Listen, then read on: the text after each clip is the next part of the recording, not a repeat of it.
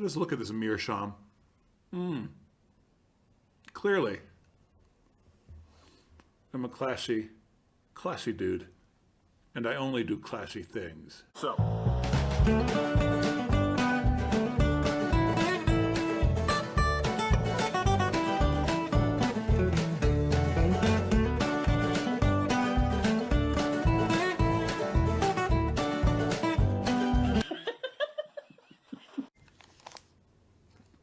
Well, now that we've established that, let's get trashy. Let's get gas station cigar trashy. Good old gas station cigars. So this is Backwoods Black Russian. It's White Russian flavored.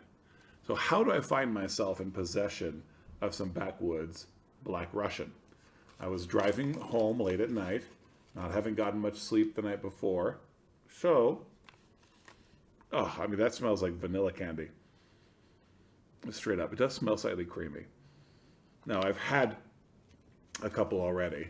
I went to this gas station on the Indian Reservation north of the town where I live, and I wanted cigars to keep me awake as I drove. So, hey, you got some Backwoods, and I saw this Backwoods Black. I was able to read the word black and the dark packaging, and I thought, I like Backwoods well enough. Backwoods Black is going to be tougher. This is going to be hardcore, and it's going to keep me awake. It turned out it wasn't hardcore. It's flavored like a sweet, milky cocktail. And notice how it's bent. I love how Backwoods are made. I just love this. I've always liked Backwoods. Now these...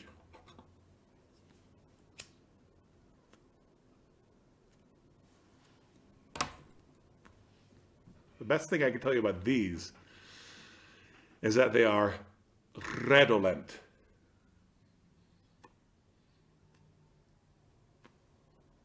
The room note is not overwhelming. Prominent, we'll put it that way. You can smell a person carrying these without even being lit. You start actually smoking, it's all over. It's going to be vanilla cream all the way. There's barely any harshness though. So this is probably the best flavored cigar experience I've ever had.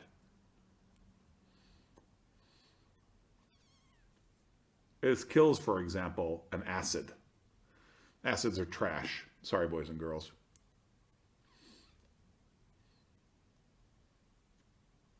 And all I can think when I'm smoking an acid is, this might have been a good cigar, if not for these harsh flavors they've put in. And I'm not a fan of flavored cigars generally. But the fact that it's from a gas station already sets my mind at ease. I know this wouldn't be a great cigar anyway. That's the kind of tobacco you should flavor. And it's really smooth. There's nothing harsh at all. Flavored tobaccos, regardless of the medium, like it could be pipe tobacco, it's difficult to get right. Difficult not to get harsh. And that's one of the reasons so many initiate pipe smokers get tongue bite, is that they're smoking aromatics because people thought an aromatic would be more approachable for them. Lightly sweet. I almost say it's like Kahlua. It's not really a coffee note, but there's all this other stuff happening around it because it's full-bodied. Irish cream, Kahlua, yes, White Russian. So, Joffrey the Giant gives the Backwoods Black Russian cigars a thumbs up. It is nice enough, more than nice enough.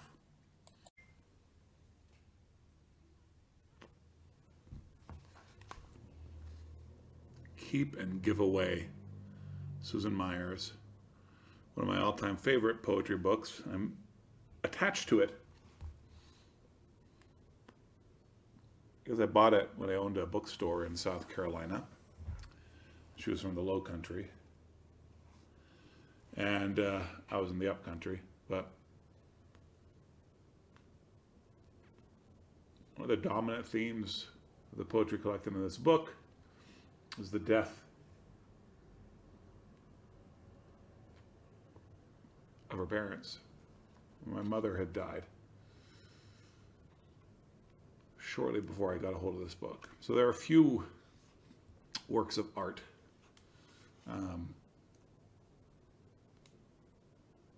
that really touched me during that time because they were about the stuff I was thinking about.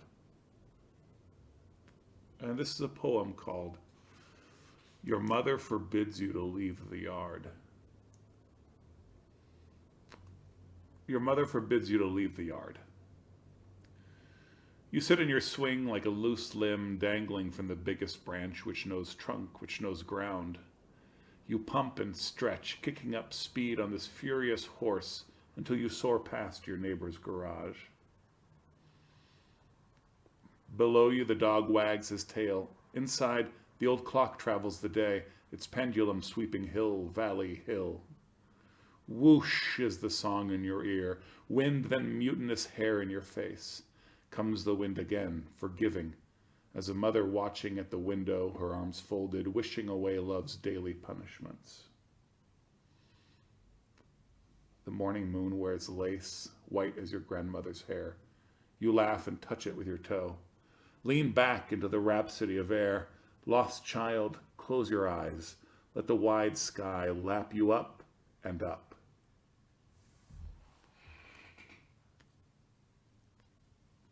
It's such a free and open poem. And of course it's nostalgic, but everything about the poem that isn't the mother watching from the window is freedom and wide openness.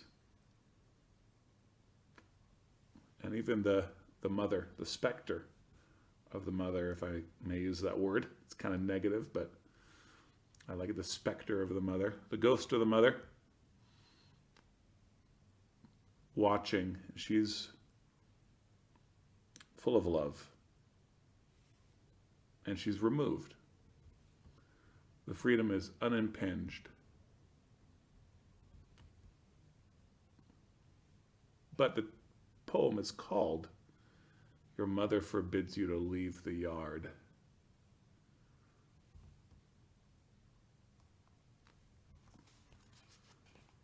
There's freedom in form, freedom in limitation. And it's, on a personal level for any reader.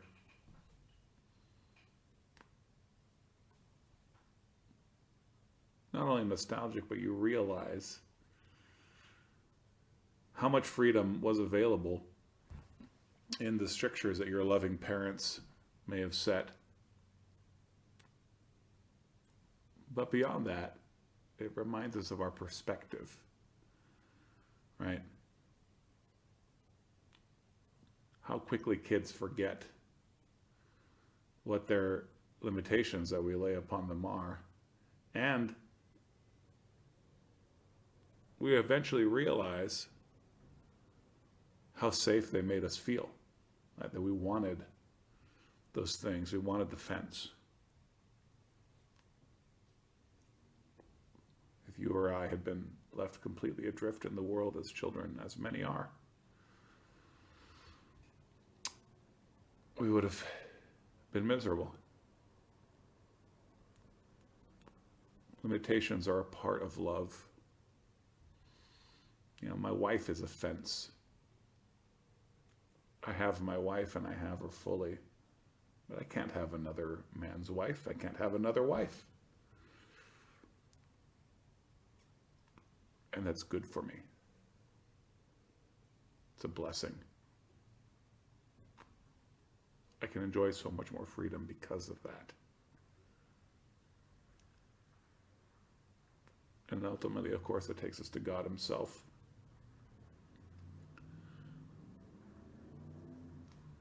Who has set eternity before us.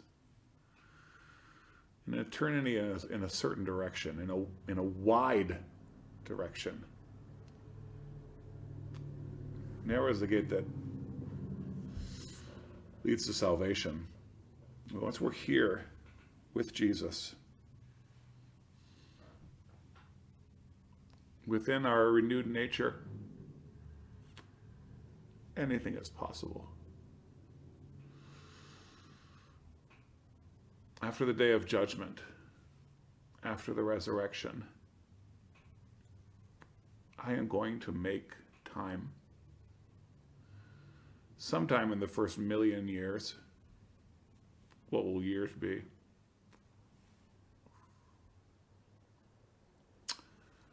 To get a running start, having made all the right calculations, and leap off the earth. I'll travel to another planet in this solar system.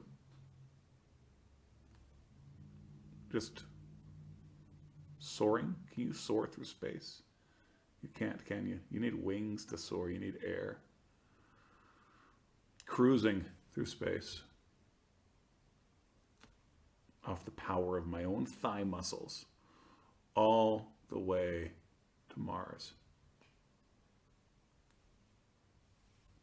Why not? The freedom to do that is there because of the limits of this universe that God has made for me and for you. Things have meaning. Things have direction because of those limits. I love those limits. So I was watching a bit of Guys and Dolls yesterday. And there's that song, Sit Down, You're Rocking the Boat, toward the end, when all the mafiosi are converting at the, the social Christian, social gospel sort of Salvation Army type place. Sit down, sit down, sit down, sit down, sit down, you're rocking the boat.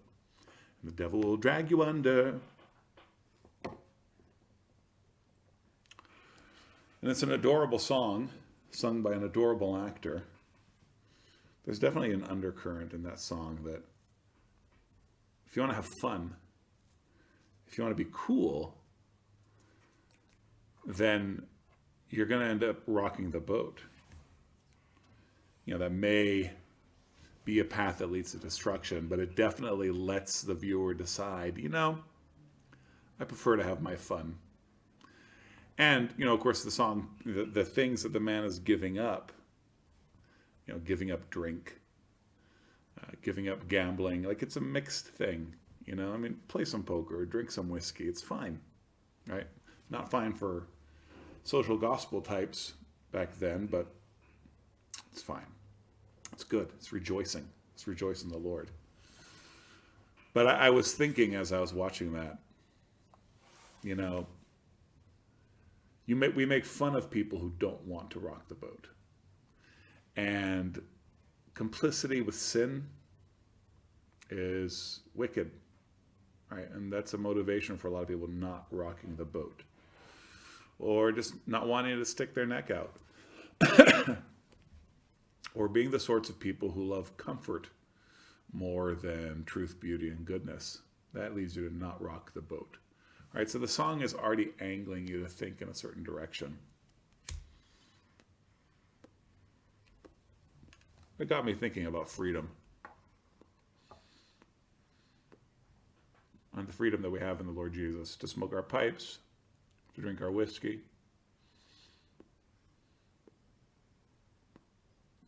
My boat's going in a certain direction. Maybe we could say it's going ashore. Michael, row your boat ashore. Or we could say it's crossing the Jordan.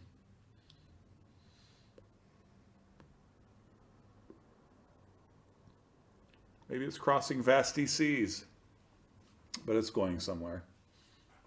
For that reason, I might consider not rocking the boat. But for no other. And there are going to be times when I'm going to have to be buccaneerish to keep going. Times when I have to be bold to keep going. Times when I'll be becalmed and desperately rowing.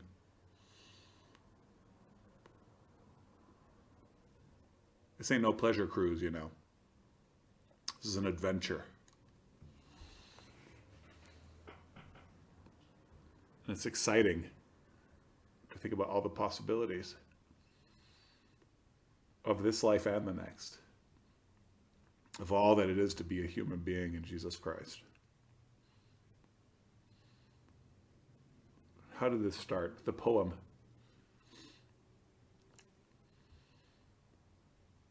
About swinging in your backyard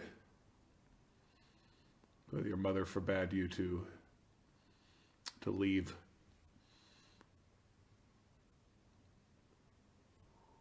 And there was a wide open sky before her because of it. I love it.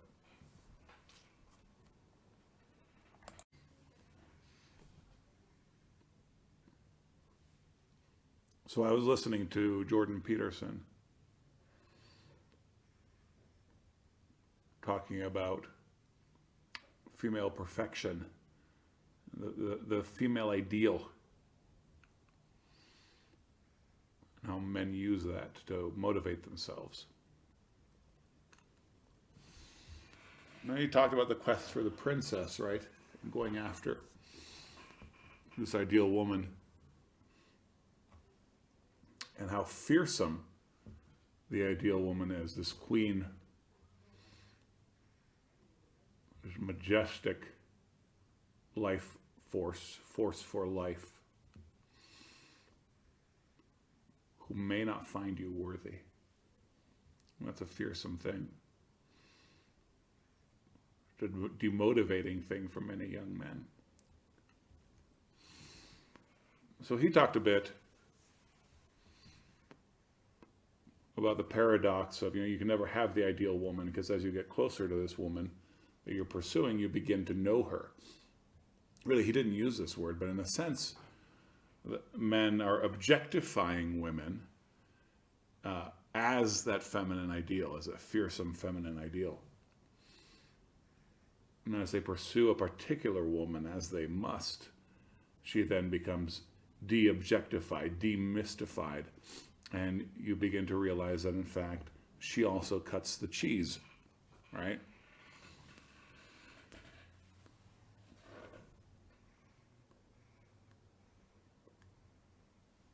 But there was a sort of idealization that drove you to quest for her in the first place. And getting to know her doesn't diminish that. This is me talking now, not Peterson.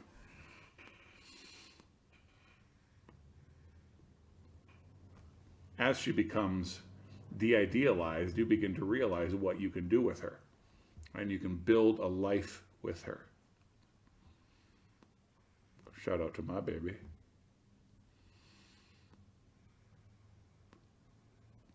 It got me thinking about what seducers do. And the hatred that is in their hearts. And I've known womanizers. I've known people completely given over to seduction. And see not only how they despised and hated women, but hated themselves. I think that's at the root of that. I think what's happening, the primary motivation for someone who is a serial seducer, the ideas of feminine modesty, of female modesty, and females protecting what is theirs is a separate topic. Of course, women are responsible moral agents. But what motivates a serial seducer to sleep with as many women as he can is, in fact, his hatred of perfection, his hatred of good, his hatred of ideals. He instinctively realizes that women are idealized by men. And he wants to show himself and as many as possible. And in fact, women are as filthy as he is, right? So the good way, the true and good way to demystify, to unidealize a woman is to get to know her, eventually marry her, and make babies with her, right? And you'll only get to do that with one woman. It may be interesting to explore how that may demystify womankind for a man, to some extent.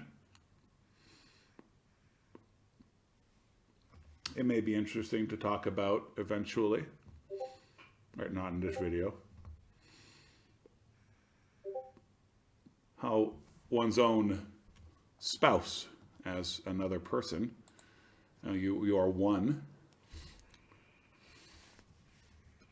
but for now at least, she remains ultimately unknowable, like at the core, at the essence. But I think we can say, for operation's sake, that you can know your spouse, and certainly you know her better. So she's become demystified. The seducer doesn't want to take that good path to demystify a woman and to get to know her, to give his life over for hers. He wants to unidealize, to demystify every woman by robbing her of this projected power and perfection.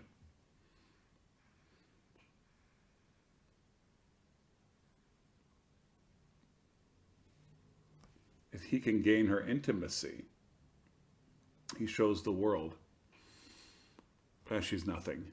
She doesn't have power over me. She doesn't have power over you. Look, I take what I want. And man, that feeds into so many, bizarre seduction clubs and men's groups that are focused on that. Because they don't focus on the empowerment of becoming better men, better able to acquire a woman. And they're not seeking to better themselves. They're seeking to drag women down to where they are. Which is why incels and these seduction groups of men go together. Both the highly successful seducer and the incel are fundamentally the same creature. Angry at women for daring to claim a perfection that is not theirs, and daring to hold it over their heads.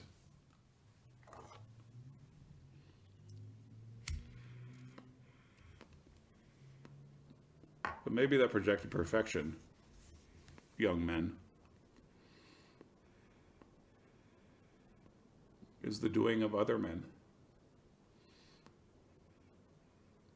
We want an amazing woman. We want a woman who has the power to choose what is best. And we want to achieve that. We want a woman with the power of life.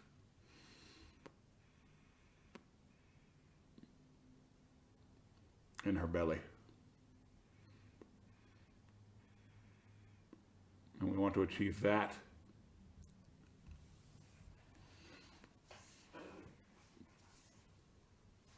We consider women great because we want to be great.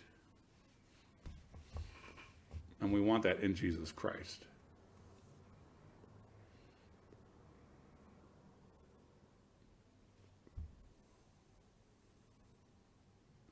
Even now we live in so many ways as Christians, anticipating the glory to come.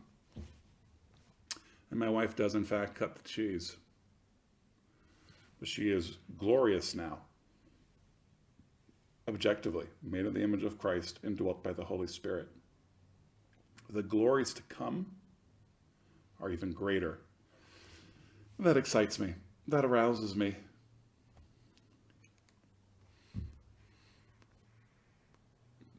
Don't be a vandal. Don't be a destroyer.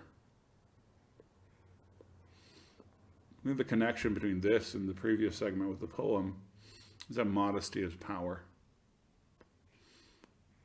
And for men as well. Questing after that queen. And the limits, the modesty that imposes upon our lives directs us, helps us thrust our way to greatness. The peace of Christ be upon